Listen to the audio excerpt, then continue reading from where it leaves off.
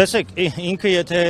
ինքը գեներացվող ատելության մաս չի, ինքը շատ փոքրիկ հատված է, որ գեներացվող ատելությունը ուղիղ են անում։ Ուղիղ են անում ընդհանուր միջևեն աստիճանի, որ լկտիության աստիճանը հասել է նրան, որ պրոքսիներով չեն անում, այլ ուղիղ իշխանական պատգամավորի բերանով են անում։ Ազատության հրապարակում տեղի ունեցած ցույցից անմիջապես հետո ողջ տեղեկատվական ցանցը այդպես արցախցիների հանդեպ ատելություն էր։ Եվ բացի դրանից այդ դրամեխն էլ հենց ինքը Արսեն Թորոսյանը տվեց, երբ որ հստակ մարդը ազգային ժողովի պատգամավոր լինելով ներազգային ատելություն է քարոզում եւ մնացած այդ Facebook-ում հայհոյախառը հայտարարությունները, ես չգիտեմ, այս պահի դրությամբ գոնե մեկ մարդ կա, որ չգիտեմ, քրեական գործ է իր վրա հարուցվել այդ ատելությունը տարածելու համար։ Իհարկե չկա։ Ես ավելին համոզված եմ, որ այն մարդիկ, ովքեր որ այդ գործով զբաղված են, հələ մի բան էլ խրախուսվում են, որովհետեւ դրանով իրենք քաղաքական այդպես դիվիդենդներ են շահում եւ այդ ուղղությամբ գնում են։ Երկրորդ մասին էլ կցանկանայի խոսել պահանջների, որը վերաբերվում է արցախցիների իրավունքներից չհրաժարվելուն, որովհետև հիմա քննարկումներում գնում է, որ Հայաստանի Հանրապետությունը պետք է միջազգային դատարաններից հետ կանչի իր հայցերը, իսկ այդ հայցերի մեծ մասը վերաբերվում է Արցախին։ Հիմա հարցադրում եմ անում, Արցախում տեղի է ունեցել էթնիկ զտում։ Կարող է իրավիճակ ստեղծի, երբ որ Հայաստանի Հանրապետության իշխանությունը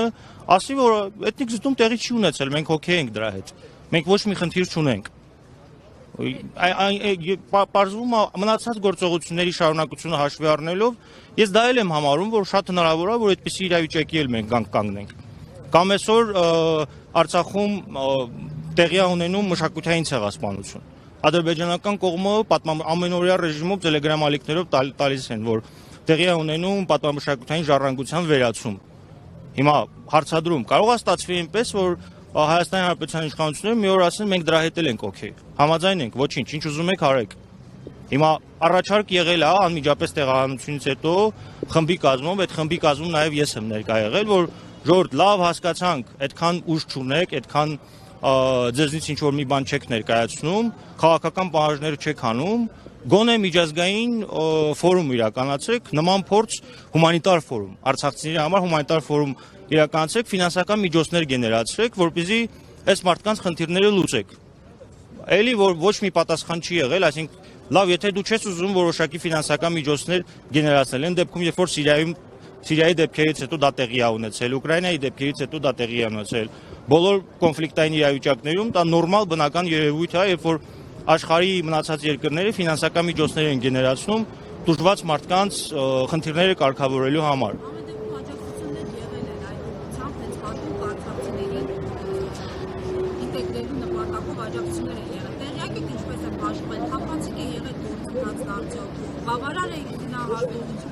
Դե կարծում եմ լրատվական միջոցները դուք ավելի լավ տեսել եք, որ որևէ թափանցիկություն այս մասով չի եղել, ավելին այն սոցաջակցությունների ինչ որ տրամադրվում է, եթե ի սկզբանե առաջարկը, որ կոմպակտ բնակության համար ավելի մեծ ի սկզբանե նախատեսված ֆինանսական միջոցներ գեներացնելու լավագույն միջոցը, հենց այդպիսի Արցախին վերաբերող հումանիտար ֆորումի անցկացումն էր։ Այսինքն այս մարդիկ ասում են, սկզբի քայլը եղել այն, որ հրաժարվել են Արցախից, հրաժարվել են արցախցիների անվտանգության եւ իրավունքների պահանջից, հիմա էլ այնպիսի իրավիճակ են փորձում ստեղծել, որպեսզի մարդիկ այլ ընտրանք չունենան,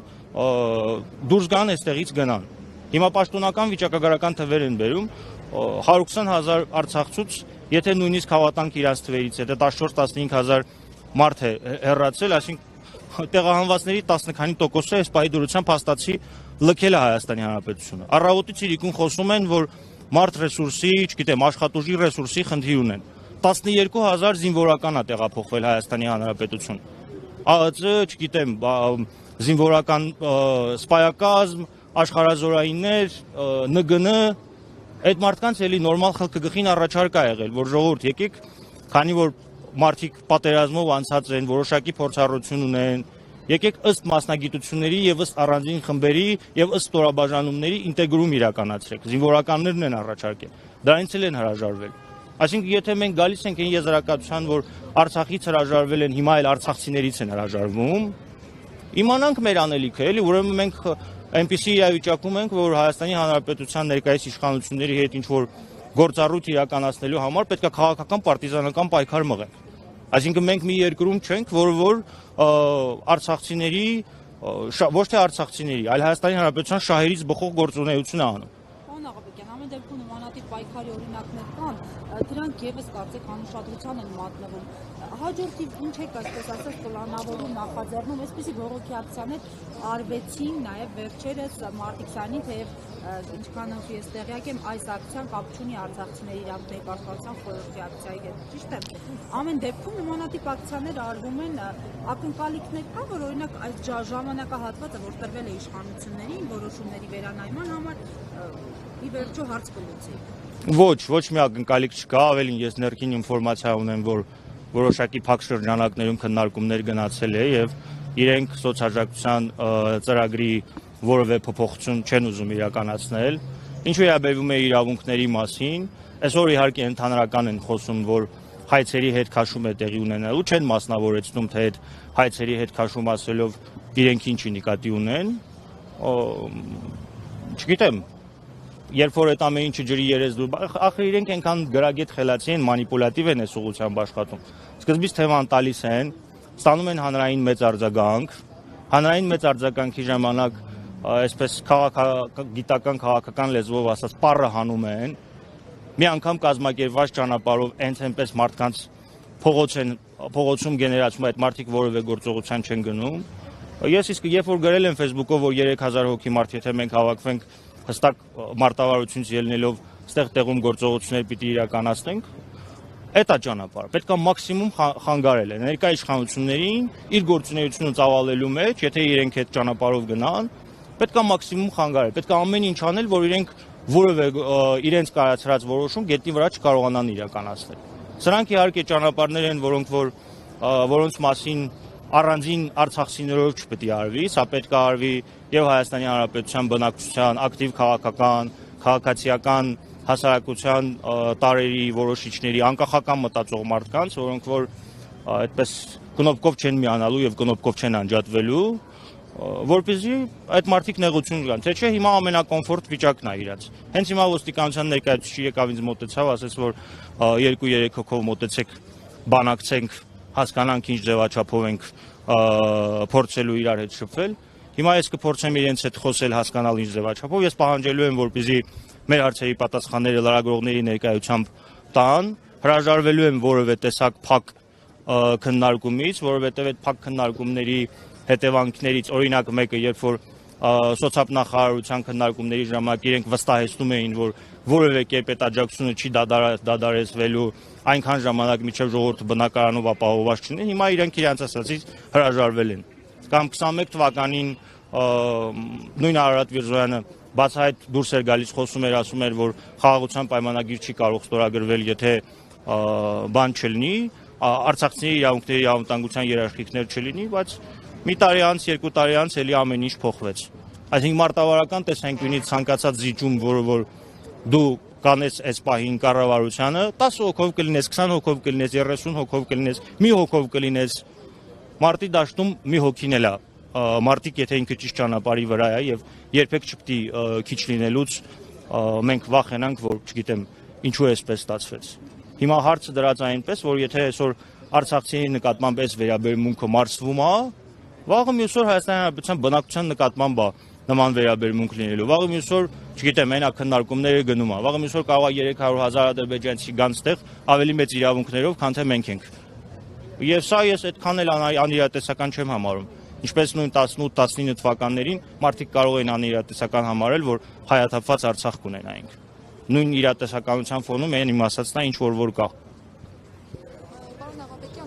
Աջակցության ծրագրերի մասով աշխատանքի և սոցիալական հարցերի նախարարությունը բազմիցս նշում է, որ եղել է կարճաժամկետ և երկարաժամկետ աջակցության ծրագրեր ու վերջերս նաև Նարեկ Մկրտչյանը ազգային ժողովում ասաց, որ տեղյակ են եղել, որ կարճաժամկետ ու երկարաժամկետ է եւ նաեւ խոցելի իրավիճակում գտնվող մարդկանց մասին մենք տեղյակ ենք եւ նրանց հարցերով նոր գործիքներ ենք կիրառելու եւ կիրառվում են։ Ձեզ ինչ է հայտնել, ասեն ինչ նոր գործիքների մասին է խոսքը։ Արդյոք տեղյակ եք թե այս սրա հետ կապված ինչ նորություն կա։ Դե նոր գործիքի ինչի մասին որ իրենք հայտարարել են, դա այն նոր ծրագիրն է 50,000-ի, որ նախատեսում են ու ասում են, որ 4000 հոգի մեր մոտ գրանցված ունենք, ովքեր որ սոցիալական խնդիրներ ունեն։ Այս ամեն ինչը հասկացանք է, բայց այդ նույն Նարեկ Մկրտչյանը պետք է հասկանա, որ եթե մարդիկ իրենց ներկայացրած բնակապահովման ծրագրից չեն օգտվում, մարդ դեբիլ չի, որ իր համար լավ բան առաջարկես, ինքը չօգտվի։ Այսինքն տրամաբանականը չէ, երբ որ մարդիկ են անգամ առաջին խմբի մարդիկ այդ ծրագրից չեն օգտվում, ուրեմն պարամետրերը այնպես է դրած, որ մարդը հաշվարկ անում եւ տեսնում է, որ այդ ծրագրից չկա, օգտվելու չկա։ Եթե պաշտոնական տվյալներով 15000-ը, ոչ պաշտոնականով 20000 անց է մարդիկ տեղափոխվել են, անգամ այդ ծրագրի շրջանակներից չօգտվելու, չցանկանալու, այդ ծրագիրը իրենց համար այնքան անընդունելի է եղել, որ մարդիկ թողել գնացել են։ Դե չեն ցանկանում, որովհետև դա իրատեսական ծրագիր չի։ Այսինքն ամբողջ խնդիրը կայանում է նրան, որ իրենց կարիքներին սա չի խոսում այն կարիքների հետ, որը որ գոյություն ունի։ Եթե կարիքների հետ խոսե, իհարկե, որևէ մեկը իր, ինչպես ասում են, խերից փախած չի, որ ինքը իր համար լավ բան առաջարկես, ինքը ասի չէ, ես պատրաստ եմ գնամ Ռուսաստանում դեգերելու, չգիտեմ, այնպես չի էլի, որ արցախցիները ոչ մի բան չեն ունեցել, հիմա եկել են այստեղ էլ ոչ մի բան չունեն։ Մարդիկ որոշակի նիստուկաց են ունեցել, որոշակի ունեցվածք են ունեցել, որոշակի այդպես իրենց շահերի իրացում են տեղում ունեցել։ Հայտնվել են մի հատ պարզ իրականության մեջ, որ 50-55 տարեկան մարդը 18 տարեկանի կարգավիճակում է դարձել, որ պետքա նոր դերկյանքում ինքնահաստատվի, կայանա, իր ամբողջ ունեցվածքը թողած այնտեղ։ Այդ մարդկանց նկատմամբ դեռ մի բան էլ, որ որոշակի սպասելիքներ է ստեղծում։ Հիշում եք տեղահանությունից անմիջապես հետո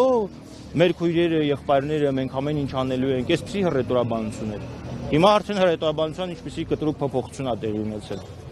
Որևէ մեկը չի ասում, որ ողջ միջև մեր կյանքի վերջ մեզ ապահովեք։ Կամ առանձին տեսել եք, որ ըստ մասնագիտությունների ինտեգրացիա տեղի ունենա։ Չէ, չկա։ Լավագույն մասնագիտությունը, որի շուրջ որ պետք է այդ ինտեգրացիան տեղի ունենար, դա զինվորականությունն է, պատերազմով անցած։ Թող մի հատ վիճակագրություն ցույց տան, քանի զինվորական է, հիմա նորից եկել է այստեղ մտել աշխատանքի։ Այսինքն պետությունը բան չի, էլի հասարակական կազմակերպություն չի, որ ասի ես միջոցառում եմ կազմակերպել, ուզում եք եկեք, ուզում եք մի եկեք։ Պետության խնդիրը նրա մեջ է, որպեսզի իր կողմից իրականացած ծրագրերը էֆեկտիվ լինեն։ Եթե իր ծրագրերը էֆեկտիվ չեն լինում, ինքը ժողովրդին է մեղադրում, դա նման է նույն նրան, որ ռազմական գործողությունների ընթացքում պարտություն է լինում, ասում է դե ես ինչ անեմ, ասել եմ, որ բրոնիկ կասկա վերցրեք, գնացեք հայրենիք պաշտպանեք, դուք չեք պաշտպանել։ Բայց դեպքում դու այս կառավարության շենքում նստում ես, ինչ անես։ Եթե ժողովուրդը պետք է ինքնա, դե լավ անում, թող պատրաստվի։ Հիմա ամենավատը այն է, որ ինքը այդ ամեն ինչը անում է, հասարակությունը պետք է աչքերը բացի եւ հասկանա, որ հանրային ճնշումը իր բոլոր մեթոդներով, բոլոր հնարավոր իրավական սահմաններում գտնվող մեթոդներով մենակ է էֆեկտ տալու։ Մացած տարբերակով ինչքան էլ 5000 հոգի հավաքվենք, 10000 հոգի հավաքվենք, ոչ մի բան չի լինելու, գործողություններ են պետք։ Գործողությունների միջոցով, որպեսզի ոնց որ ինքն է մեր կյանքը սևացնում, մենք էլ իր կյանքը սևացնենք։ Այնպես անենք, որ ինքը գետնի վրա իր որոշումները չկարողանա